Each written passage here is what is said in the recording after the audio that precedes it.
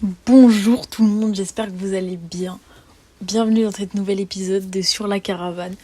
Aujourd'hui, on se retrouve pour le premier épisode de l'année, sans compter la présentation et le premier épisode tout court. Comme chaque mercredi, j'espère que vous allez bien. On est parti pour ce nouvel épisode. Et dans cet épisode, on va parler des résolutions. Qui dit début d'année, qui dit janvier, dit énormément de résolutions. En général, on prend plutôt des bonnes résolutions. Enfin, l'idée est de prendre des bonnes résolutions.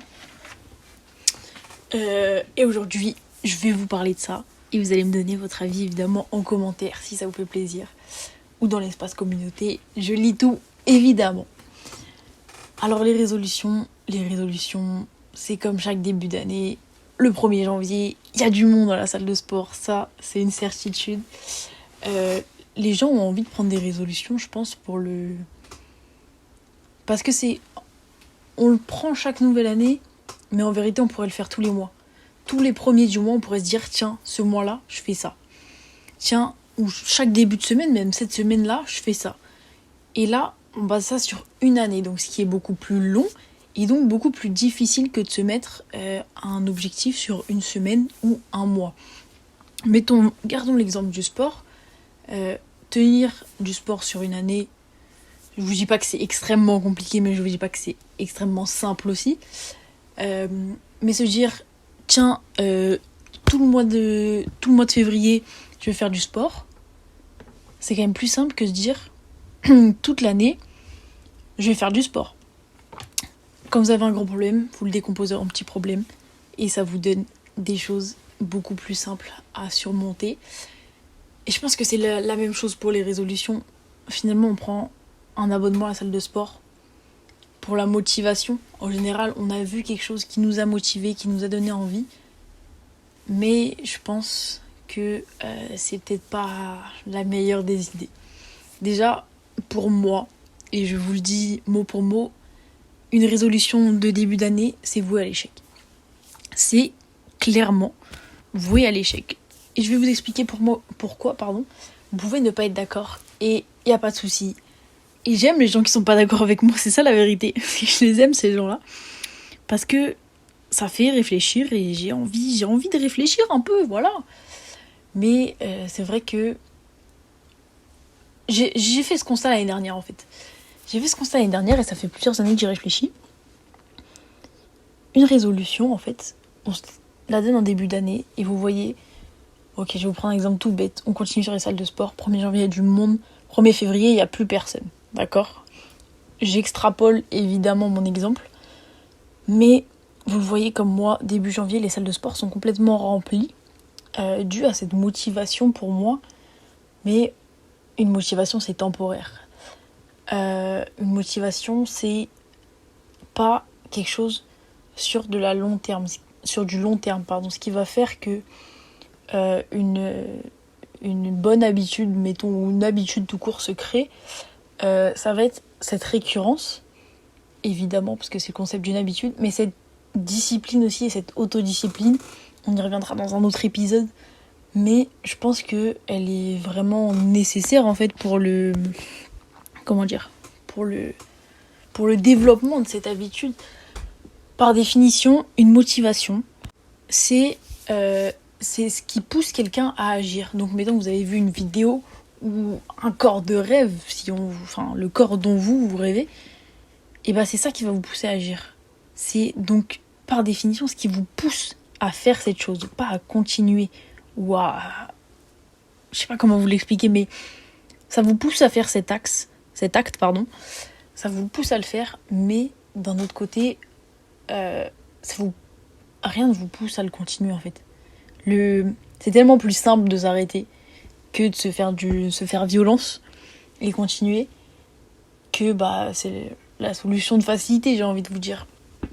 Et justement, pour qu'une motivation une habitude se crée au-delà de la motivation, ça va être votre discipline à vous, ça va être se foutre un coup de pied là où je pense, pour que vous soyez dans cette optique justement d'aller vers cet objectif et de créer justement cette habitude de que vous voulez. Je vous mets les résolutions, ça peut être... Je vous ai pris le sport, mais ça peut être arrêter de boire, arrêter de fumer, ça peut être avoir une meilleure hygiène de vie, lire plus, jouer moins. Enfin, jouer, quand je dis jouer, je parlais des jeux vidéo, mais bref. Ça, c'est vous qui décidez de votre résolution. Et cette motivation qui fait que tout le monde est déterminé à avoir des beaux projets dès le début de l'année, c'est super, c'est très bien. Mais le fait que les gens ne sachent pas comment répondre en quelque sorte à cette motivation, je pense que le problème il est probablement là. Parce que faut savoir, une habitude, ça se crée en 21 jours, soit 3 semaines. Une habitude, elle va s'ancrer, c'est par définition aussi un geste, une pratique que vous répétez chaque jour dans votre quotidien. Donc, si on prend l'exemple de, je sais pas, lire genre 30 minutes par jour, vous lisez 30 minutes tous les jours, et au bout de 3 semaines, ça va devenir une habitude. Donc, si ça devient une habitude, c'est que ça devient quelque chose d'ordinaire. À partir du moment où cette habitude se transforme en quelque chose d'ordinaire, donc après 3 semaines, après ces 21 jours, ce délai décisif, j'ai envie de vous dire, c'est à partir de ce moment-là que ça va plus être de la motivation. Vous allez passer dans quelque chose qui va être juste de l'acte, de l'inconscient, je dirais. Je sais pas si psychologiquement parlant, c'est extrêmement vrai tout ce que je vous dis. Mais c'est la manière dont moi je le vois et je le perçois vis-à-vis de moi-même et des autres aussi beaucoup. Après avoir discuté avec des personnes de ça aussi. Mais c'est vrai que... Comment expliquer ? Cette habitude, elle est... Bon, comme je vous l'ai dit, elle est ancrée au bout de 3 semaines. Et après avoir passé ce délai, il n'y a plus de motivation. C'est juste... Vous avez pris cette habitude de... tous les matins, entre midi... Enfin, le matin, du coup. Entre 8h et 8h30, vous allez lire. Et voilà, c'est tout. Et ça devient quelque chose d'ordinaire. Ça, c'est une vraie habitude. C'est, par définition, ce qui devient ordinaire. Et c'est cette discipline que vous allez vous créer, vous, pendant ces 3 premières semaines, ces 21 premiers jours, enfin 21, ces 21 jours, qui va faire que cette motivation, elle est devenue une habitude. Et pour moi, c'est comme ça qu'une résolution se crée et se concrétise. Parce que pour moi, cette résolution est évidemment, en fait, vouée à un certain échec. Parce que, motivation, comme je vous le dis depuis le début, c'est complètement temporaire, en fait. Je pense que le fait qu'on n'arrive pas à faire, à réaliser et à aller au bout de ces objectifs qu'on s'est fixés au début d'année, ces résolutions, je pense que c'est aussi le fait qu'on mette la barre beaucoup trop haut. Et c'est cette motivation, ce surplus de motivation qui va entraîner justement ça. Et je pense que tout là est le problème, c'est que la barre est vraiment trop haute et qu'on se sent pas, avec un peu de temps, on sent que l'objectif s'éloigne en quelque sorte, qu'il n'est pas inatteignable, car aucun objectif est inatteignable, mais faut y aller petit à petit. Une montagne, vous la gravissez pas en 2 pas, d'accord ? C'est pas à pas, plus un pas, plus un pas, plus un pas, plus un pas. C'est pas quelque chose de difficile. C'est pas simple non plus, mais c'est pas quelque chose de... Comment dirais-je ? d'insurmontable en fait. Ça paraît insurmontable. Ok, prenons l'exemple d'un randonneur. Je vous explique beaucoup par métaphore. Vous allez comprendre, mon cerveau fonctionne beaucoup comme ça. Vous faites de la randonnée et demain, vous voulez gravir une montagne, peu importe. Bon, doucement, c'est pas l'Everest, peut-être le Mont Blanc à la limite, mais vous allez faire une petite randonnée dans l'après-midi et vous voyez le haut de la montagne. Et vous vous dites, ah ouais, c'est loin, ça va pas être facile, mais c'est pas impossible. Ok. Mettez-vous dans la tête que vous allez faire un pas, puis un autre pas, puis un autre pas, puis un autre pas. Et que toute cette succession de pas va vous mener à atteindre ce sommet. Et en fait, vous avez juste marché. Donc cet objectif qui vous paraissait si inatteignable et si fou, et en fait, c'est juste une succession de choses assez basiques qui va vous permettre justement d'atteindre cet objectif. Et il y a beaucoup d'études d'ailleurs, enfin beaucoup, il y a quelques études qui ont été réalisées à ce sujet par des universités, je crois en Angleterre ou quelque chose comme ça, comme quoi seulement 12% des personnes interrogées dans cette étude, elles tiennent leur engagement d'une nouvelle année.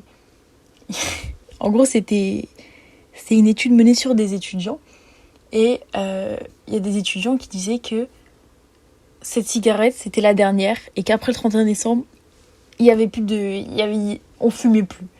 Ok ? Accrochez-vous bien, 70% des personnes ont échoué à ça. Donc ça veut dire que seulement 30%, je vous prends un groupe de 100 personnes, ça vous fait à peu près 3 classes, un peu plus de 3 classes. Je vais vous parler comme ça, c'est plus clair. Bon, mettons 4 classes, allez. 4 classes, ça vous fait une classe qui a réussi à arrêter de fumer.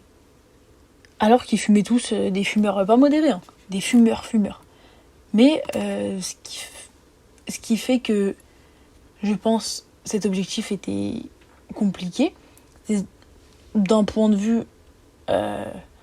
extérieur pour quelqu'un qui ne fume pas, c'est je pense la détermination, mais aussi je pense qu'il y a beaucoup de choses qui rentrent en compte dans ce fait-là, mais toujours est-il que en étant raisonnable et progressif, avec un peu de volonté, je pense qu'on peut y arriver à ces objectifs paraissant assez inatteignables pour le coup. Et je pense que c'est comme un régime en fait. Mettons que vous faites 10, 20, 30, 40, 50, 100 kilos de trop. D'après vous, le trop, y a pas de... C'est d'après vous et d'après votre IMC.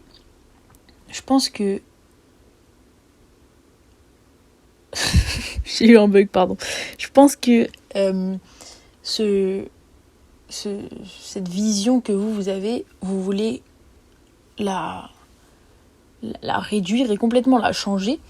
Donc vous allez faire un régime. Voilà, admettons, vous voulez pas faire de sport, enfin vous voulez pas.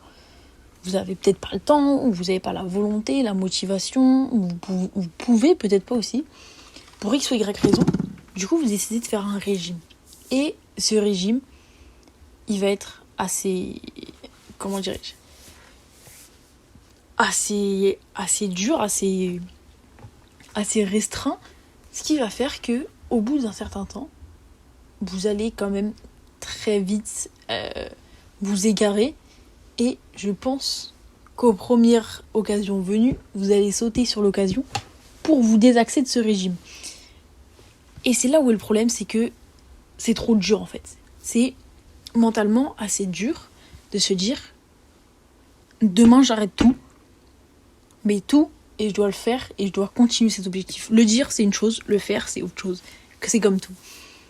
Si, mettons, on part de ce régime, c'est pour ça que dans les régimes aujourd'hui, dans les gens qui font du sport, pardon, je m'égare aussi, mais c'est pour ça que les gens, vous dites, une fois par semaine, vous faites un repas cheat meal, parce que c'est important de garder ce plaisir.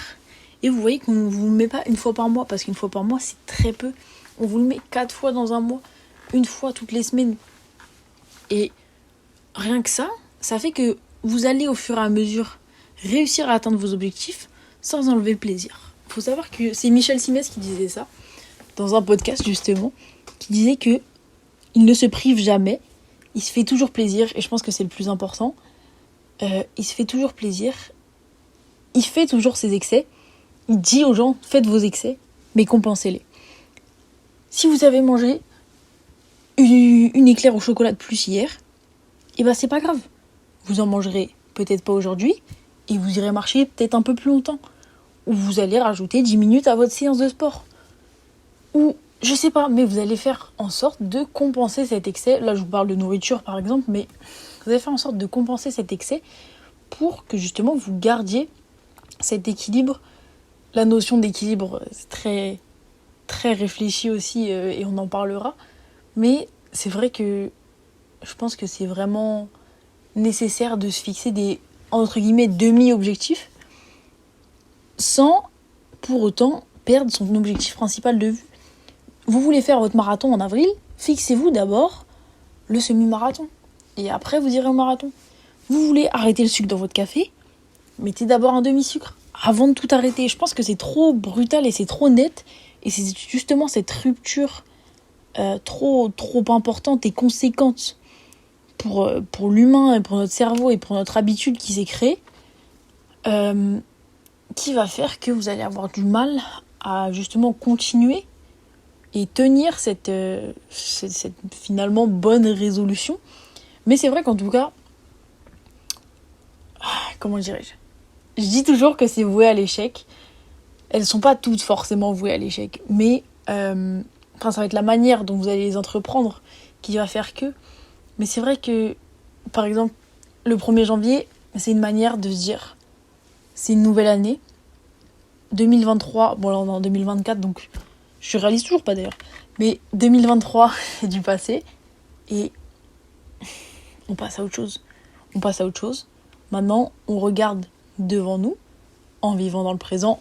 On viendra là-dessus dans un podcast aussi, on y reviendra, mais ça y est, les mauvaises habitudes, ça fait plus partie de moi.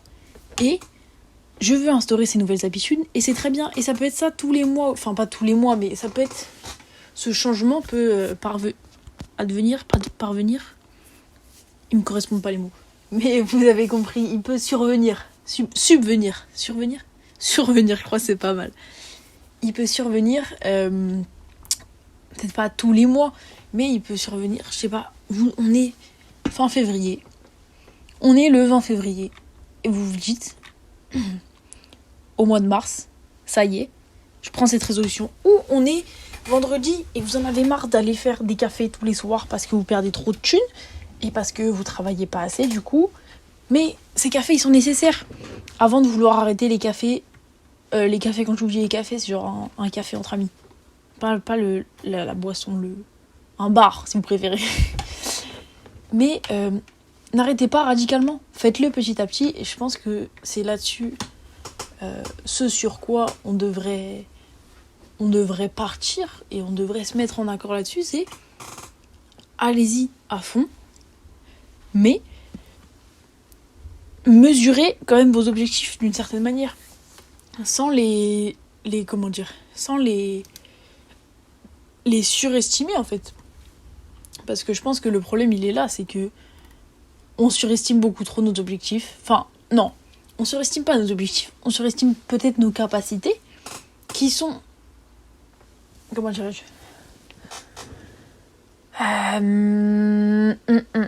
On surestime... Oh là là, pardon. On ne surestime peut-être pas nos capacités, c'est vrai. Mais je pense qu'on... Si, on surestime notre capacité, en fait, concrètement. Surtout notre capacité, je vais vous dire mentale, parce que ça veut dire qu'en se fixant un objectif, gardons le sport, de faire du sport cette année, d'avoir une meilleure hygiène de vie, on surestime nos capacités mentales sans parler des capacités physiques. Parce qu'on se dit qu'on va la tenir, cette habitude. On se dit que cette année, c'est la bonne et que si et que ça. Mais que finalement, on est bien mieux au chaud, sous un plaid, à regarder la télé. Je sais pas si vous voyez ce que je veux dire. Mais en tout cas, je pense que c'est nécessaire d'y aller petit à petit. Mon père et mon entourage m'ont toujours appris, si vous avez un problème que vous trouvez trop gros, distinguez les problèmes, divisez-les en plus petits problèmes. Genre, mettons, vous avez... ok, bon, là, j'ai pas d'exemple, j'avoue. Mais divisez-les en... Déjà, visualisez vos problèmes distinctement. Une fois que ça c'est fait, réfléchissez à comment vous pourriez les résoudre. Si vous les trouvez trop gros, encore trop vastes, à votre tour, vous allez les rediviser et essayer, ces petits problèmes, de trouver une solution, ou en tout cas, qu'est-ce que je pourrais faire pour que dans ce sens-là, ça aille mieux. Et une fois que vous aurez fait ça, vous allez voir déjà c'est 10 fois plus clair dans votre esprit, vous pouvez le faire dans votre tête, mentalement, vous pouvez l'écrire, le dessiner comme vous voulez, ce qui vous fait plaisir et sur lequel vous êtes le plus à l'aise. Mais je pense que il est important à la fin de ça, de tirer cette conclusion globale et de se dire ah, en fait, j'ai besoin de faire ça globalement. Et là, vous allez y voir plus clair. Parce que dès que vous avez plus de 3 problèmes, vous êtes submergé. Je crois que c'est scientifique. Enfin, c'est pas scientifique ce que je vous dis, mais je crois que je sais qu'au bout d'un certain nombre de... Pas de... Le mot problème est peut-être pas le mot adéquat, mais de quelque chose qui vous contrarie, admettons. Vous allez, en fait, être... je sais pas comment dire, mais être submergé. Alors que si vous divisez et vous distinguez, en fait, vraiment clairement les problèmes, vous allez voir que c'est pas si pas forcément insurmontable, mais c'est pas si, comment dirais-je, les problèmes, on n'en a pas autant qu'on le pense. Je pense que c'est en vrai ça, c'est ça la vérité. On pas surmène, mais on sur quelque chose nos problèmes. Mais c'est vrai que faut pas oublier que on a nos problèmes, certes, mais je sais pas quoi dire. Ok, je sais pas quoi dire. C'est très clair dans ma tête, mais j'arrive pas à vous le formuler. Bref, je vais pas continuer là-dessus parce que je suis en train de m'y perdre. Mais vraiment diviser vos problèmes et tirez-en une conclusion. Vous allez voir que c'est beaucoup plus simple d'avancer de cette manière. Quand vous dites que cette randonnée sur le Mont Blanc, c'est finalement une succession de pas, une succession de pas, de marches et d'un pied devant l'autre, et la vérité c'est que c'est pas si dur. C'est pas si dur parce que un pas, tout le monde fait un pas, tout le monde sait faire un pas, tout le monde n'a peut-être pas la possibilité de le faire, mais c'est pas quelque chose qui est extrêmement compliqué pour quelqu'un de entre guillemets valide. Je sais pas si c'est péjoratif, mais je veux pas le dire de manière péjorative, mais je pense que on en a besoin. Voilà, on en a besoin juste. Et pour en revenir aux motivations et aux résolutions, il y a quelque chose aussi que j'ai oublié de vous dire, mais dont je viens de penser, c'est que la motivation aussi, il y a 2 types de motivation. Il y a la motivation qui vient de l'intérieur de vous-même et la motivation qui vient de l'extérieur, donc de l'environnement, de la société, ou de cette vidéo dont je te parlais parce que t'avais envie de commencer le sport. Je pense qu'une motivation aussi, elle sera beaucoup plus vite vouée à... pas vouée à l'échec forcément, mais elle va être... disons que la probabilité de l'atteindre sera plus faible si elle vient de l'extérieur, et ça c'est scientifique pour le coup, parce que ça provient d'une autre personne, d'un autre environnement que soi-même. Alors que cette motivation interne, vu que c'est à l'intérieur de nous-mêmes, c'est quelque chose dont on a profondément envie, voire même besoin, ça va être une motivation forcément beaucoup plus authentique et donc beaucoup plus tenable en quelque sorte. Quand vous comprendrez que le sport, je reste toujours sur cet exemple du sport, quand vous comprendrez que le sport n'est pas fait seulement pour sculpter votre corps, qui à la base était fait pour sculpter votre corps, et c'était ça votre motivation, je vais vous expliquer un truc. Attendez, venez, on se pose, on discute. Je suis insupportable avec ça, mais j'ai écouté un podcast et c'était Sissi Mua qui était interviewée, donc une sportive qui a créé son application et a 3 business en tout, donc son application de sport, ses compléments alimentaires et sa marque textile. Et elle disait que les gens rentraient, en tout cas s'inscrivaient, prenaient un abonnement, c'est du sport à la maison, globalement c'est des séances, et vous avez des abonnements je crois mensuels, qui vous permettent d'avoir accès à plein de séances à faire chez vous avec le matériel que vous avez. Et la plupart des gens rentraient pour en général maigrir, s'affiner ou prendre du muscle, des raisons assez physiques et finalement externes de notre pas de notre corps, mais comment dirais-je, c'est pas une raison interne, je vais vous expliquer. Et la plupart continuaient parce que ça leur procurait un bien-être et une satisfaction, peut-être pas une satisfaction, mais en tout cas un bien-être personnel qui dépassait probablement leurs attentes et qui finalement a fait qu'ils ont continué cette résolution en quelque sorte parce que ils se sentaient bien. Et ça, se sentir bien, cette pleine conscience, c'est cette motivation interne qui va faire que vous allez la continuer. Et donc, quand je vous dis motivation externe ou interne, c'est que l'externe, ça va être vraiment la vision, alors que l'interne, ça va être le ressenti. Et oh, c'est pas mal ça. Alors que l'interne, ça va être le ressenti. Et le ressenti, évidemment, vous êtes en quête du bien-être, en quête du bonheur, de la liberté, qu'importe. Enfin, du bonheur globalement, et qui passe par la liberté et le bien-être, je pense, mais il est fondamental, genre vraiment, de distinguer ces deux motivations et vous allez, enfin ces deux visions, aussi ces deux motivations, et vous allez voir qu'elles sont complètement différentes et vous les tiendrez pas du tout de la même manière. Alors l'échec n'est pas assuré, hein, je vous le rassure, si c'est une motivation externe, mais c'est sûr qu'il va falloir cela donner un peu plus si votre motivation est externe. En tout cas, le combat mental sera un peu plus dur, je pense, et moins simple. Et voilà, écoutez, j'espère que cet épisode vous aura plu. La transition est extrêmement radicale. Mais non, globalement, pour conclure, faites les choses petit à petit. On avance, on décompose et on avance. Cette résolution, et pas cette année, je te promets que tu vas la tenir. Parce que cette résolution, elle vient du plus profond de toi. C'est cette envie.